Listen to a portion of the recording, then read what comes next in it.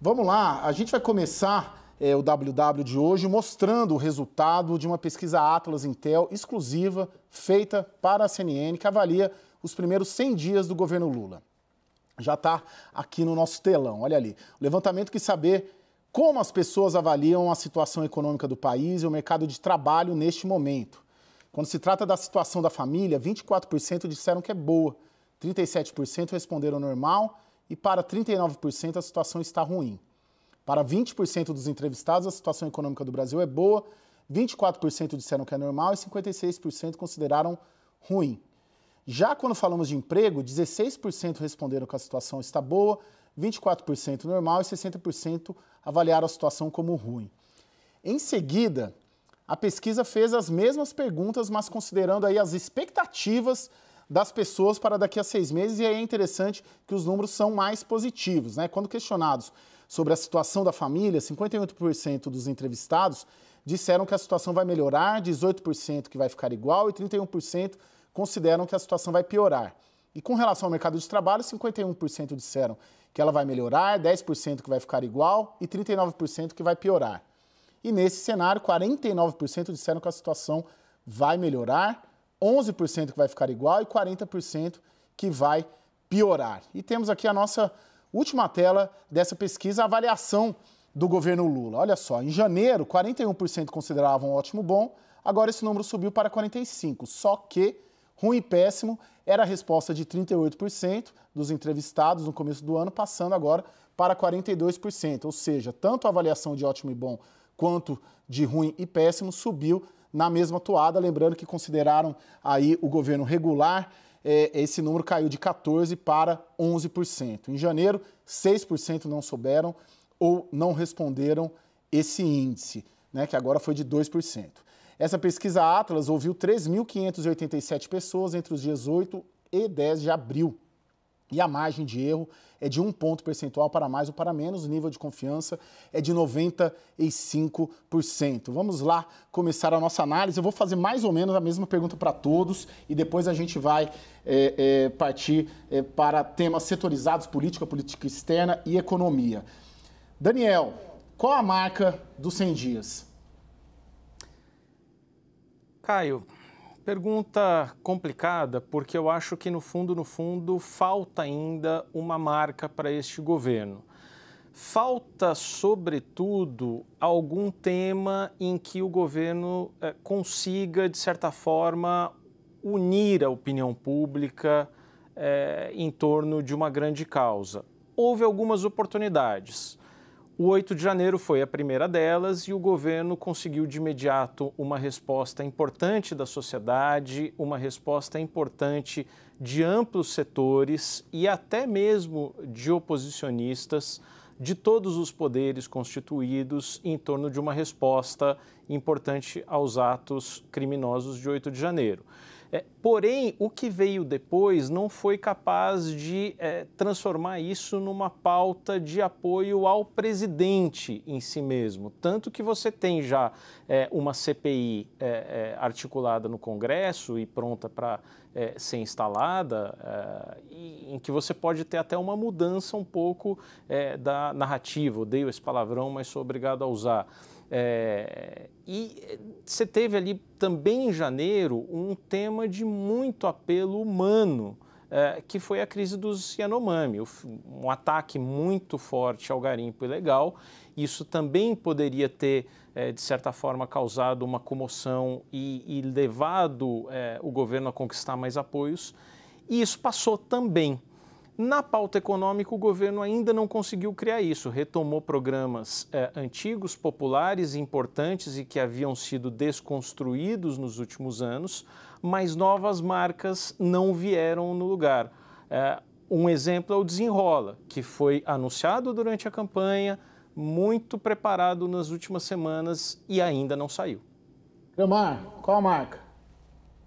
Caio, primeiro de tudo, boa noite para você, para o Yuri, para o Daniel e para aqueles que nos assistem. Não dá para usar a mesma marca que o Daniel, que está aqui do meu lado, já expressou. Então, eu creio que eu vou partir para o caminho de um outro elemento importante. A marca desses 100 primeiros dias da administração Lula é nostalgia. Significa dizer o quê? Este é um governo que, em termos de construção de palavra-chave, analisando os discursos ou mesmo dos movimentos, em termos de construção dos primeiros desenhos de política pública, tem governado ou governou no limiar dos seus 100 primeiros dias de mandato, olhando para o retrovisor. A palavra é nostalgia, e isso significa dizer o quê? É um governo em que o presidente, que tem centralizado muito das decisões e em alguns momentos passado pitos em alguns dos seus ministros, sempre faz a evocação de que o PT, em passado recente ou distante, dependendo do governo que a gente for recortar, tinha construído um Brasil que era muito, muito melhor do que o Brasil recebido hoje. E isso, em algum sentido, tem permitido a construção ou a reconstrução, que é um outro mote também muito importante, de algumas políticas públicas que foram bem-sucedidas e de outras que nem tanto. Mas quando a gente olha para o futuro, a grande ausência, e eu sei que você não me perguntou isso, mas eu vou aproveitar para dar uma puxadinha, é inovação. Até aqui falta inovação em termos de políticas públicas, falta inovação em termos de instrumentos, para romper um componente que está muito presente aí na pesquisa demonstrada, que é essa cristalização da polarização política e das percepções daí derivadas. Yuri? A parte boa de estar bem acompanhado é estar bem acompanhado. A parte ruim é não poder copiar, né? Porque eu ia pegar do ponto que o Creomar deixou, da falta de inovação, que eu até havia mencionado agora um pouco mais cedo no prime time. Mas acho que pegando ainda dessa questão, o que é o ponto positivo e negativo para traduzir uma palavra do governo é normalidade. Normalidade no sentido de que reorganizou muito do que deveria ser o funcionamento normal de um governo ou o funcionamento esperado de um governo, principalmente diante do 8 de janeiro, isso ficou evidente a necessidade de se ter relações normais com o judiciário, com o legislativo, com outros setores da sociedade, com os próprios partidos políticos, ainda que isso possa acarretar outros problemas, mas também o ponto de vista negativo da normalidade no sentido estatístico da palavra, né? Daquela coisa da distribuição normal. Né? Por que uma pesquisa de opinião fala que você tem margem para mais ou para menos? É quando ela sai do normal. Se ela estiver dentro do normal, ela representa aquela realidade. E a realidade está exigindo um governo excepcional e não normal. Então, a grande questão houve, em alguns órgãos do governo, algumas pastas do governo, foram de fato preenchidas com pessoas que têm essa capacidade de ir além do normal, de inovar na gestão pública, como o Creomar colocou.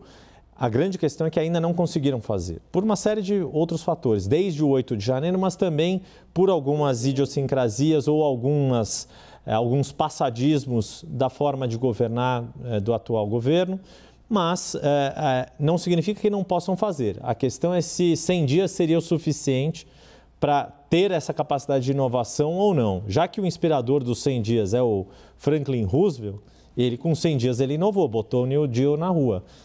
Não estamos vivendo nenhum governo de New Deal.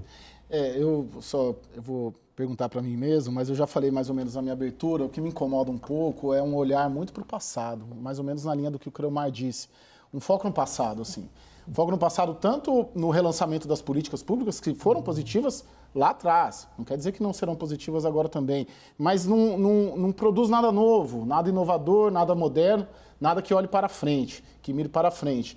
E esse olhar no passado também, eu vejo uma pauta Bolsonaro quase que diária no governo.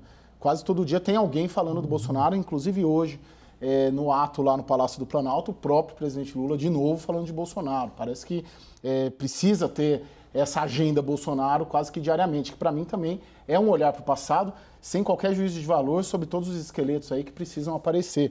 Mas fica muito focado nisso. E aí dificulta, turva um pouco o olhar para frente. A gente resolveu fazer aqui, nesse programa, dividir o nosso debate em basicamente 3 eixos. Né? Nesse primeiro a gente olhou uma pesquisa e fizemos uma avaliação geral desses 100 dias e agora a gente vai especificar um pouco, falar um pouco de política, falar um pouco de economia e de política externa / meio ambiente. Né? Nesse primeiro bloco, a gente vai analisar a política nesses 100 dias. O que ela projeta, principalmente, para a gente poder olhar o futuro. O que esses 100 dias pode nos projetar para a gente. O governo tem sido marcado pela dificuldade de costurar acordos no varejo político e pela retomada de programas sociais bem-sucedidos no passado. Vamos ver na reportagem de Tainá Farfan.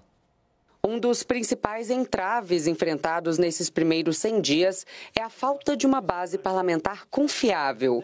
Embora tenha conseguido articular a PEC da transição ainda antes de assumir, o Planalto não tem as rédeas do Congresso no momento. Nesses 3 meses, o governo já teve de lidar com a resistência do União Brasil, partido que ocupa 3 ministérios, mas não compõe oficialmente a base. Também com denúncias contra 2 de seus ministros, Juscelino Filho, das Comunicações, e Daniela do Vaguinho, do Turismo. E mais recentemente, com a disputa entre os presidentes da Câmara e do Senado, em torno do rito da tramitação de medidas provisórias, o que ameaça paralisar ou, no mínimo, dificultar o andamento de propostas consideradas essenciais pelo Executivo. Na área social, considerada a principal marca das primeiras gestões petistas, Lula buscou restaurar políticas públicas bem-sucedidas, como o Bolsa Família, o Mais Médicos e o Minha Casa Minha Vida. Ao mesmo tempo que prepara terreno para as obras de infraestrutura que foram abandonadas ou ignoradas pelo governo anterior, o Brasil voltou a cuidar da saúde, da educação, da ciência e tecnologia, da cultura, habitação e da segurança pública. O Brasil voltou com ações e programas que ajudaram a resgatar a dignidade, a cidadania e a qualidade de vida do povo brasileiro. Está previsto ainda o anúncio oficial do novo valor do salário mínimo. Lula prometeu que o montante pago passará de R$ 1.302 para R$ 1.320 a partir de maio. Seria o primeiro aumento real após 4 anos de reajustes abaixo da inflação. Lula ainda usou parte de seu discurso hoje para lembrar dos atos golpistas de 8 de janeiro e atacar diretamente o antecessor Jair Bolsonaro. Vamos ver. Aquilo foi uma tentativa de golpe feita com a maior disfarçatez por um grupo de reacionários, por um grupo de fascistas, por um grupo de extrema-direita que não queria deixar o poder.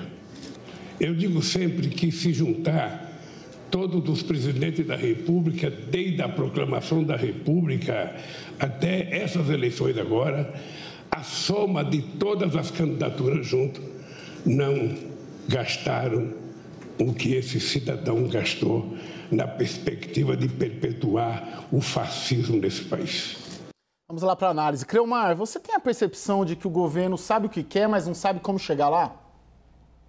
Caio, essa é uma pergunta muito boa, né? Porque, na verdade, talvez a grande questão aí seja, o governo sabe o que quer, mas ele consegue traduzir isso para a sociedade?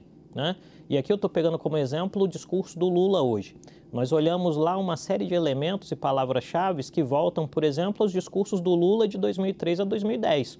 O ponto fundamental é que a sociedade tem demandas novas e, como você disse na abertura do programa de maneira muito perspicaz, a política mudou muito e os atores políticos mudaram muito.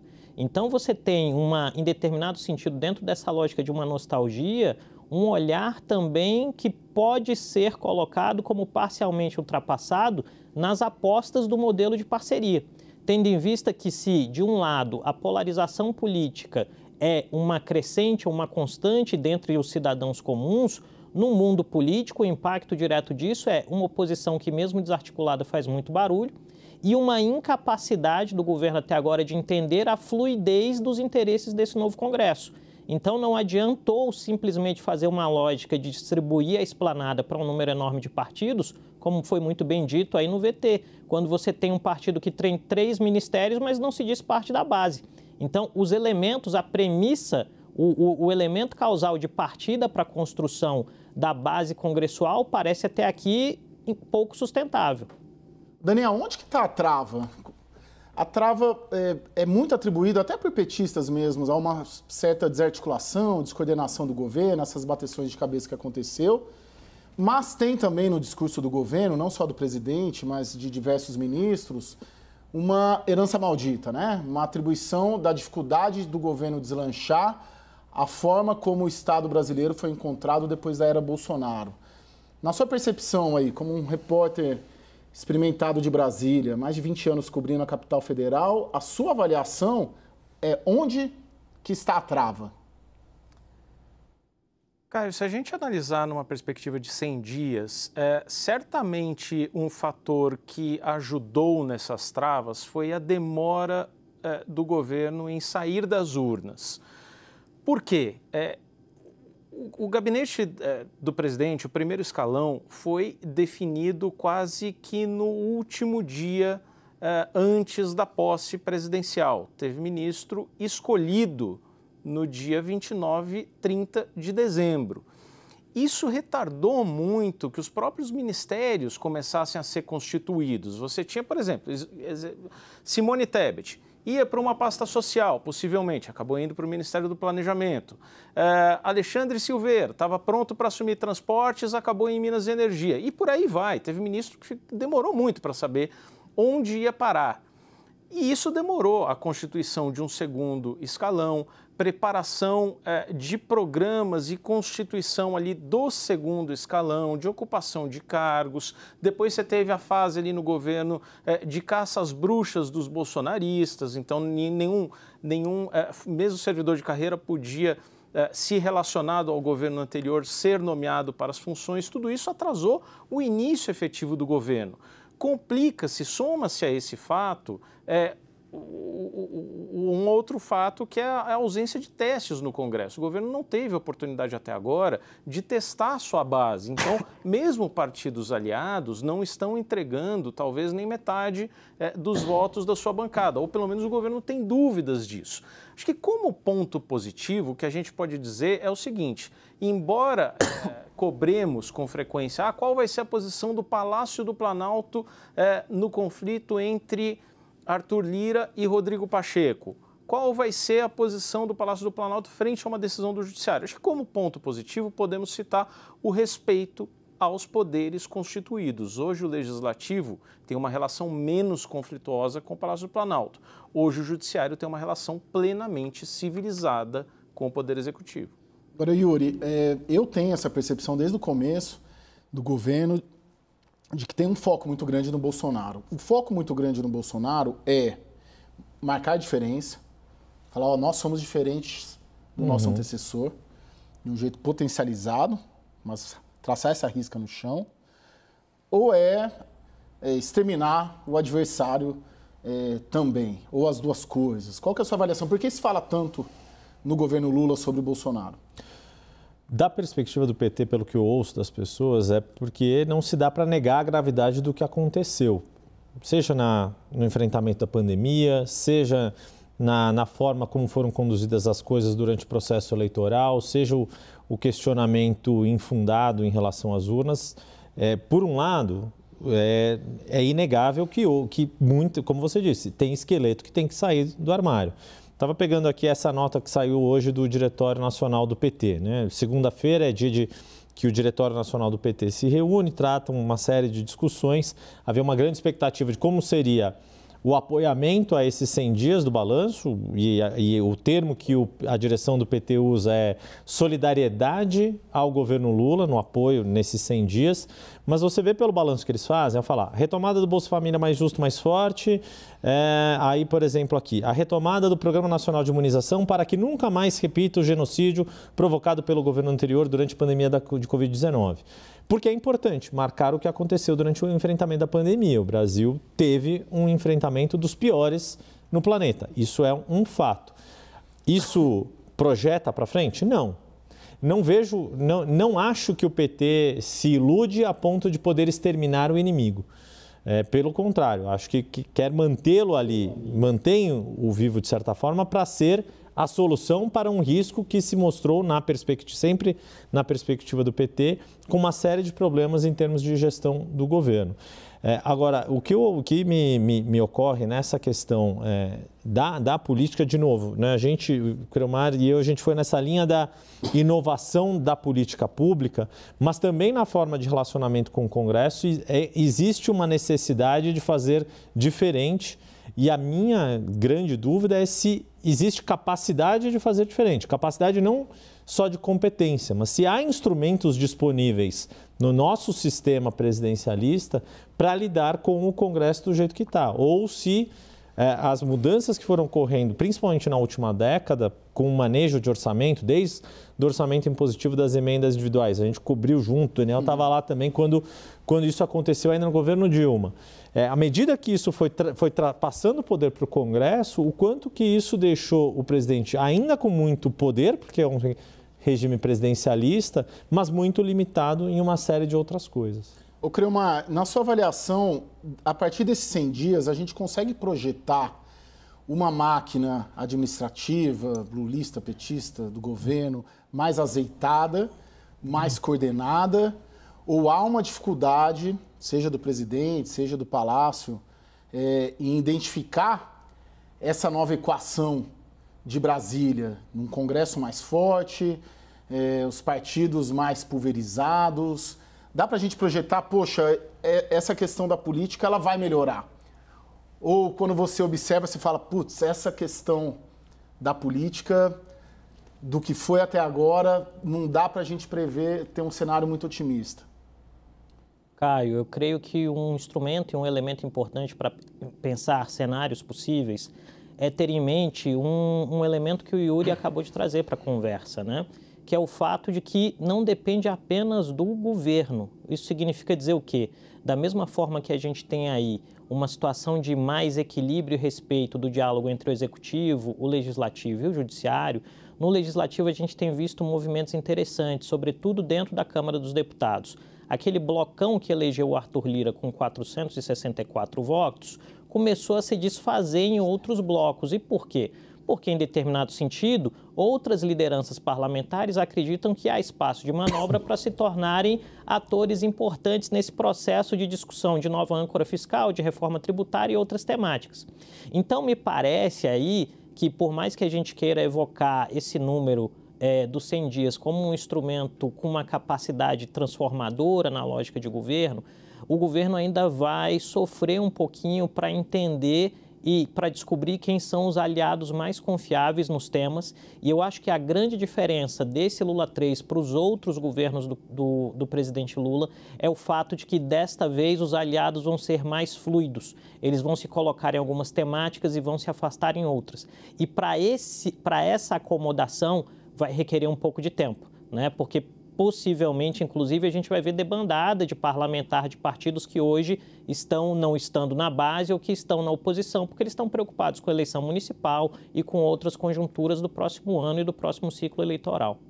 Só pegar desse ponto que o Creomar colocou, dessa base mais fluida, que eu acho que, de fato, né, o governo vai ter que ser literalmente no varejo a cada votação, etc., mas talvez isso possa ser uma solução, porque não vai dar para repetir modelos de organização de base e de cessão de espaços de nacos do governo que levaram aos casos de corrupção que abalaram o PT. Então, talvez seja um problema nesse sentido, mas possa se fazer desse limão uma limonada num tema tão sensível que é essa questão das suspeitas éticas, né? de ser muito vulnerável a uma crítica de corrupção que outros governos não foram. Eu tenho a sensação que a solução seria a Frente Ampla tomar posse. Eu sei que a Frente Ampla, numericamente, talvez no Congresso, ela não seja majoritária, mas de fato, você conseguir assumir sem ser um governo único e estritamente com uma cabeça de um partido hegemônico, e você se permitir uma flexibilização, uma fluidez maior das ideias, tal qual foi vendido na eleição. Colocando ali como um ponto negativo desses 100 dias, eu não vejo, isso eu já falei aqui no programa na semana passada, que a Frente Ampla assumiu. Cadê o Tasso Gereissati, não é mais senador? Cadê a Simone Tebet? O que pensa o Geraldo Alckmin deste governo? Cadê a Marina?